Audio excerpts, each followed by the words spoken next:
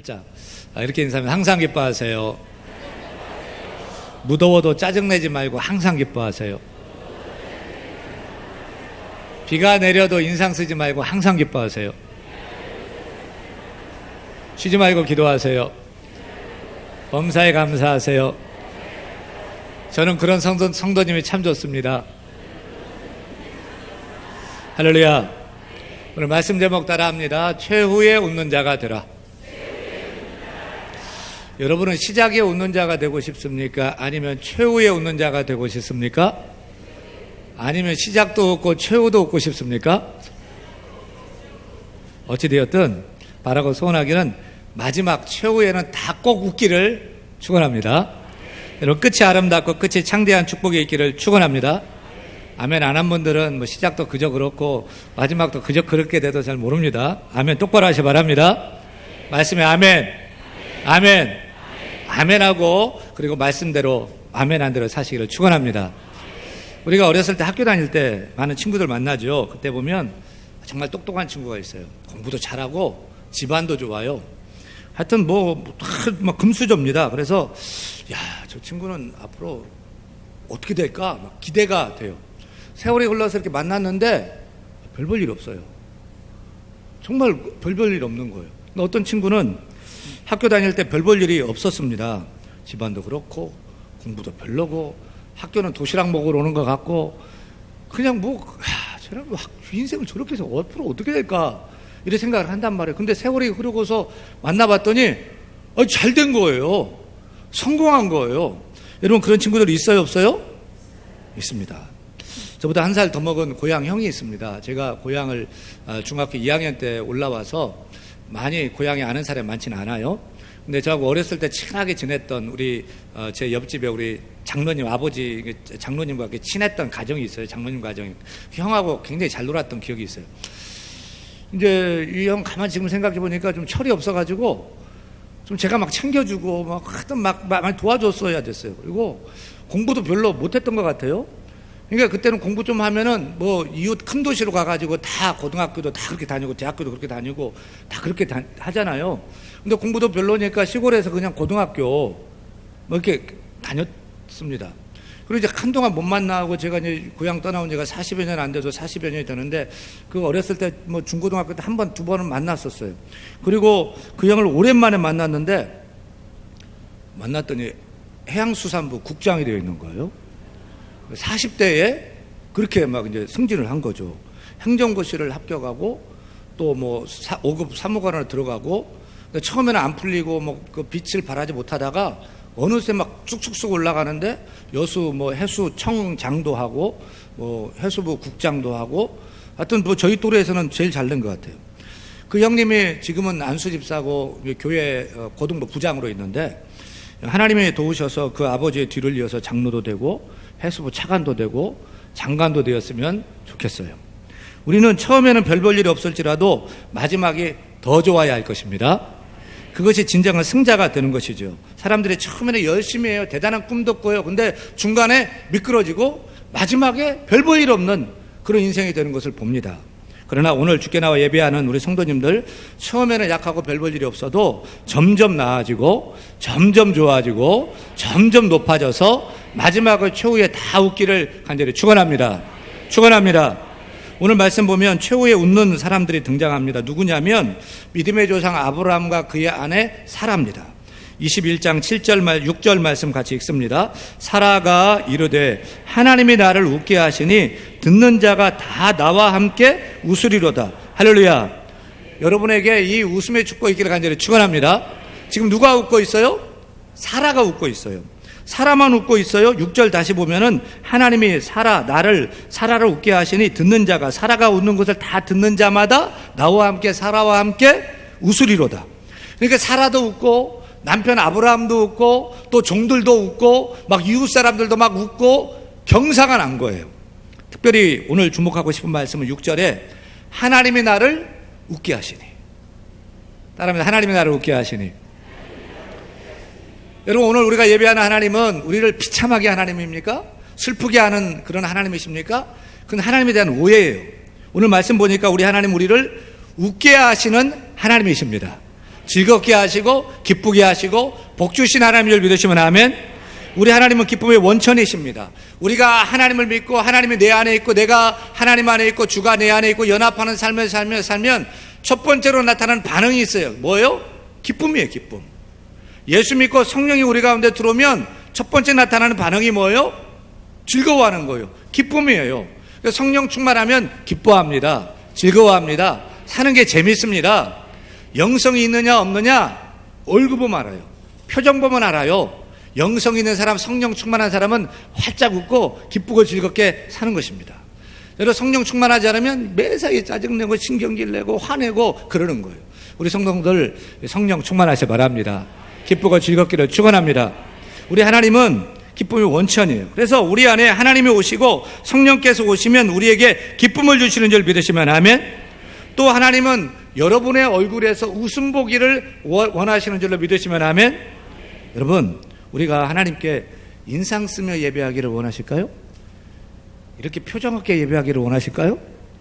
아니면 제가 여러분 설교하면서 인상 쓰며 설교를 했으면 좋겠습니까? 아니면 활짝 웃으며 설교했으면 좋겠습니까? 후자예요? 어느 가족이 우리 교회 오셨는데 제가 잊혀지지가 않아요. 온 가족이 출석을 했어요. 주일 오전 예배도 잘 드리고 또 오후 예배도 온 가족이 드리고 또 수예배도 나오시고 금요 예배도 나오시고 새벽에도 월화수목금 다 나오고 예배를 다 드려보더니 우리 교회 등록을 했어요. 제가 새 가족 이제 등록 신방을 갔습니다. 아니 많고 많은 교회 중에서 어떻게 우리 교회에 이렇게 오셨습니까? 라고 물었어요. 그랬더니 목사님 설교를 너무 잘하셔가지고 이럴 줄 알았거든. 그랬더니 목사님이 웃으면서 설교를 하셔서 그게 좋아서 등록했어요. 이러는 거예요. 사실 제가 남은 잘 못 웃겨도 혼자는 웃고 살거든요.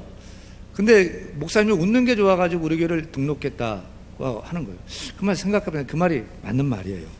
목사님이 하나님 말씀 전하는데 기쁘고 즐거워서 웃으면서 설교하는 것이 좋을까요? 아니면 인상 긋고 맨날 호통치면서 화내면서 설교하면 좋겠어요? 저는 제가 설교가 좀 부족해도 웃으면서 설교하면 은혜가 안 되는 말씀도 은혜가 되고요. 더 믿어지고요. 기쁘고 즐겁게 될 거라고 믿습니다. 사랑하는 여러분, 웃어보세요. 웃어보세요. 하나님 우리가 늘 웃으면서 살기를 원해요. 표정을 가지세요. 그래서 이 사도 바울은 항상 기뻐하라. 항상 기뻐하라. 항상 기뻐하라. 제발 하나님 앞에서 인상 좀 피세요. 인상 좀 펴봐요. 인상 좀 피고 웃으면서 사실 바랍니다. 여러분 저는 표정이 참 중요하다고 생각하는데 웃는 얼굴이 좋아요? 찡그리고 어두운 표정이 좋아요? 웃는 게 좋잖아요. 늘 웃는 사람, 표정이 있는 사람은 삶에 소망이 있는 사람이고 여유가 있는 사람이고 늘 기쁨이 있는 사람인 줄로 믿습니다. 웃는 사람에게 복이 온다고 하잖아요. 웃으면 이기는 것입니다. 오늘 본문에 웃고 있는 사라가 지금 몇 살입니까? 90세예요. 그러면 남편 아브라함이 몇 살? 10살 차이니까 100세입니다. 왜 90세 할머니 100세 할아버지가 기뻐서 활짝 웃고 있어요? 그 나이에 드디어 아들을 낳은 거예요. 놀라지도 않아요. 100세 90세 할아버지 할머니가 아기를 낳다니까 아들을 낳다니까요. 이게 아들이 없어가지고 아기가 없어가지고 한스럽고 서러웠는데 드디어 90세 할머니가 아들을 낳은 거예요. 너무 좋아. 입이 찢어질 것입니다. 죽어도 여한이 없고요. 그냥 자다가도 생각하면 막 좋아가지고 막 웃는 거죠. 근데 딱 1년 전에 사라가 딱 한 번 웃은 적이 있어요. 바로 아브라함과 사라가 지나가는 나그네가 여호와 하나님을 알고서 여호와 하나님인 줄 모르고서 나그네를 대접했다가 하나님이 그 나그네가 너무 기뻐서 축복해요. 이렇게 내년 이맘때에 내 아들이 있으리라. 이 말을 들은 사라가 어떻게 했게요? 어떻게 반응했게요? 창세기 18장 10절부터 12절 말씀 같이 읽어요. 그가 이르시되 내년 이맘때 내가 반드시 내게로 돌아오리니 내 아내 사라에게 무엇이 있으리라? 아들이 있으리라 하시니 사라가 장막문에서 들었더라. 아브라함과 사라는 나이가 많아 늙었고 사라에게는 여성의 생리가 끊어졌는지라 사라가 속으로 웃고 이르되 내가 노쇠하였고 내 주인도 늙었으니 내게 무슨 즐거움이 있으리요. 상황이 좀 이해되시죠? 지금 사라가 89세고 아브라함이 99세. 아브라함은 늙어서 남자 구실도 잘 못하고 아내 사라는 생리가 끊어져서 아기도 낳을 수 없는 89세, 90세 상할머니가 되었는데 임신할 거다. 그것도 아들을 낳을 것이다. 지나가는 나그네가 얘기한 거예요. 이에 사라의 반응이 무엇입니까? 사라가 속으로 웃었다. 이 속으로 웃는 이 웃음은 1번 미소, 2번 냉소, 3번 썩소, 4번 실소. 정답 몇 번이에요? 어처구니 없이 웃는 헐. 4번이에요. 4번. 실소예요. 실소. 그러니까 내가 늙었고 생리 끊어졌고 무슨 이 나이에 내 아기를 낳아, 90세 상할머니가 무슨 아기를 가져, 말도 안 되는 소리야 라고 기가 막히고 어이가 없어가지고 헐 이렇게 웃은 거죠. 근데 보세요, 그 어이없어 웃는 그 웃음이 어떻게 바뀌었습니까? 딱 1년 후에 가슴에 아들을 안고 젖을 먹이는 90세 엄마가 되고 100세 아빠가 되어서 내가 아들을 낳았어. 이렇게 지금 웃고 있는 거예요. 그러니까 우리 하나님은 누구냐? 어이없어 웃는 그 실소 웃음을 감격의 웃음으로 바꿔주시고, 감사의 웃음으로 바꿔주시고, 벅찬 웃음으로 바꿔주시는 하나님이심을 믿으시길 바랍니다. 왜요? 우리 하나님은 참된 기쁨, 참된 웃음의 원천이시기 때문입니다. 그러니까 중요한 것은 우리가 어이없어 웃는 웃음, 기가 막혀 웃는 그 웃음도 필요하다, 필요하지 않다? 필요하다. 기뻐서 웃든지 기가 막혀 어이없어 웃든지 웃으면 되는 거예요. 1999년 아주 추운 겨울날 한 사람이 자살을 결심하고 소주 2병을 마시고 한남대교로 갔어요. 그는 뇌수술을 받았고 이혼을 당했고 사업은 망했고 모든 것이 사고투성이어서 살고 싶은 생각이 없었다고 합니다. 이제 한강에서 막 뛰어내리려고 하는데 지나가는 한 중년 남자가 보고 이렇게 말을 하더래요. 지금 뛰어내리면 얼어 죽어요. 좀 기다렸다가 따뜻한 봄이 되면 죽으세요. 이러는 거예요. 그 말을 듣는 순간 자살하려는 사람이 피식 웃었어요. 뛰어내려 죽으려는 사람에게 지금 뛰어내리면 얼어 죽으니까 좀 기다렸다가 따뜻할 때 죽으세요. 그 말에 어이가 없어가지고 웃었던 거죠. 근데 그 웃음으로 그의 마음에 희망이 빛이 찾아 들어왔어요. 그는 자살을 포기하고 다시 일어나 성공한 사업가가 되었습니다. 바로 한국과 중국의 영화나 드라마를 총괄하는 한중 엔터테인먼트 진초로 대표 얘기입니다. 이렇게 어이없이 기가 막혀 웃었던 그 웃음이 그의 인생을 바꾼 거예요. 지금 사라가 그래요.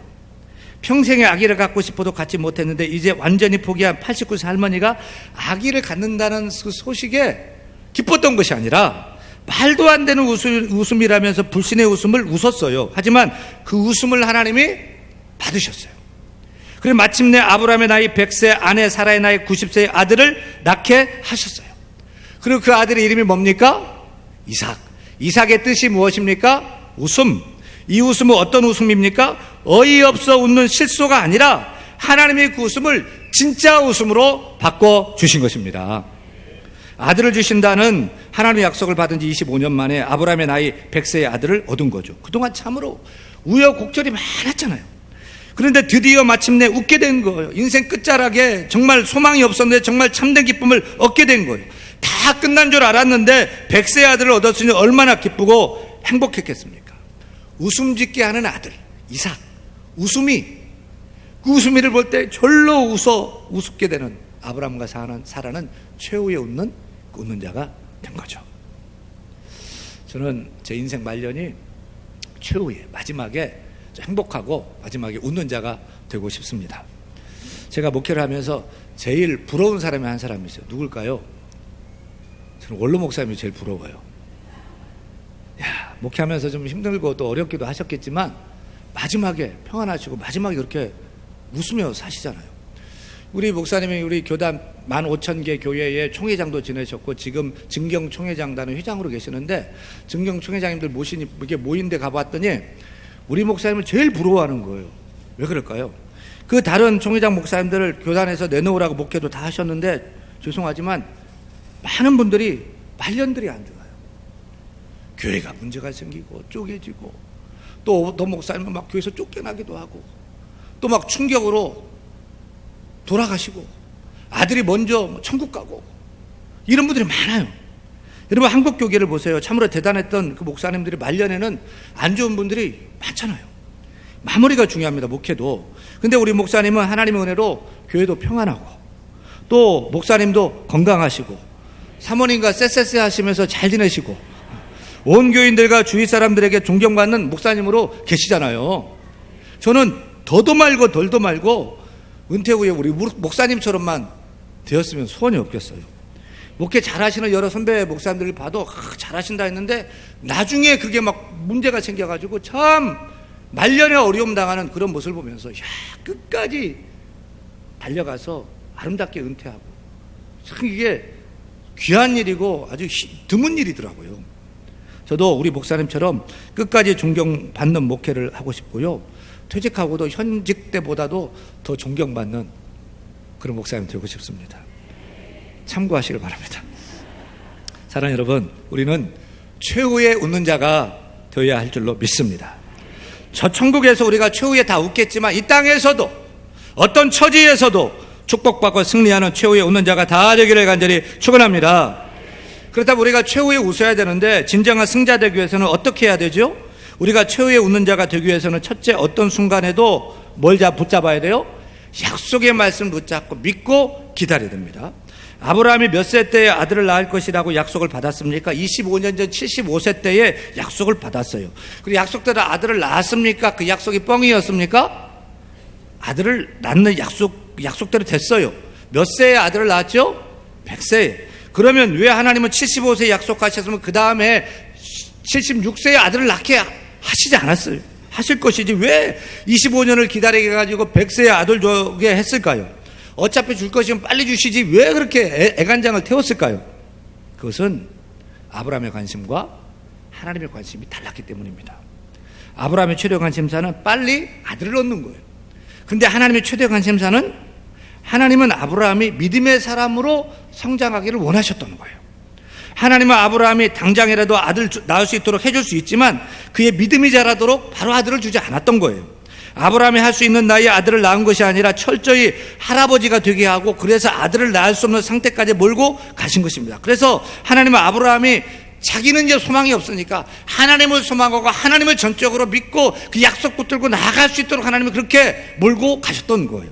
여러분, 우리가 기도하면 왜 하나님께서 기도 응답을 빨리 주시지 않을까요? 무엇이든지 원하는 대로 구하라 그리하면 얻으리라. 아멘입니까? 구하라 그리하면 주실 것이요, 찾으라 그리하면 찾을 것이요, 문을 두드리라 그리하면 열릴 것이니라. 아멘입니까? 그런데 왜 바로 빨리 안 주실까요? 왜냐하면 우리 관심사는 당장의 기도 응답이지만 하나님의 관심사는 무엇입니까? 하나님의 관심사는 우리가 그 말씀을 믿음으로 붙드는 거예요.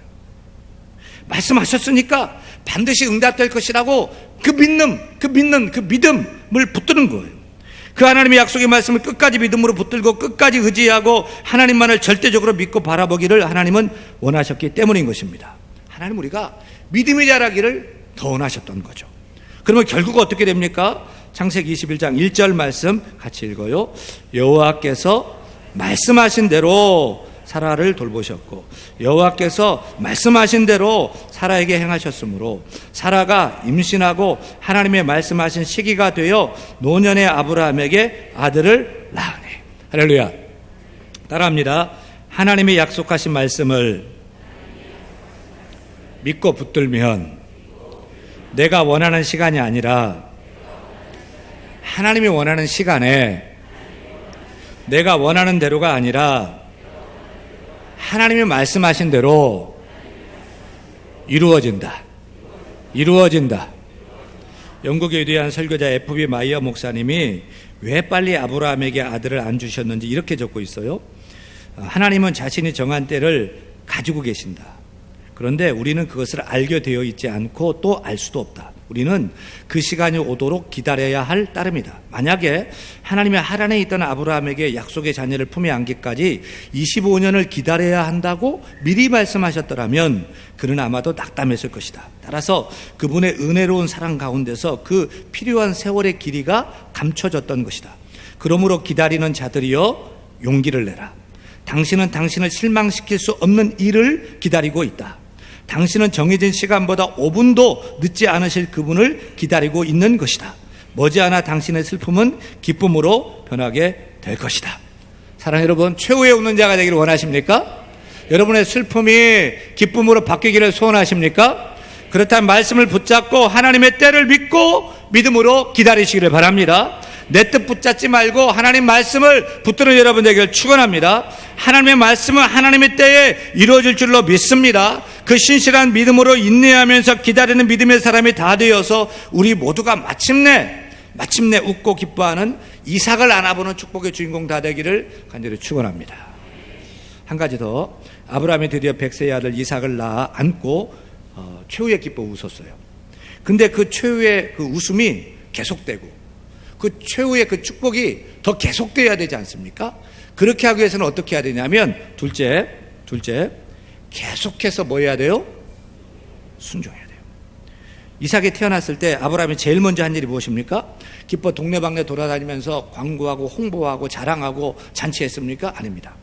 아브라함은 두 가지 일을 즉각적으로 순종했어요. 첫째, 하나님이 아들의 이름을 정해준 그대로 이삭이라고 그대로 순종하며 지었어요. 그 뜻은 웃음. 이게 뭡니까? 웃음이, 이름이 100세에 낳은 아들 이름 지려면은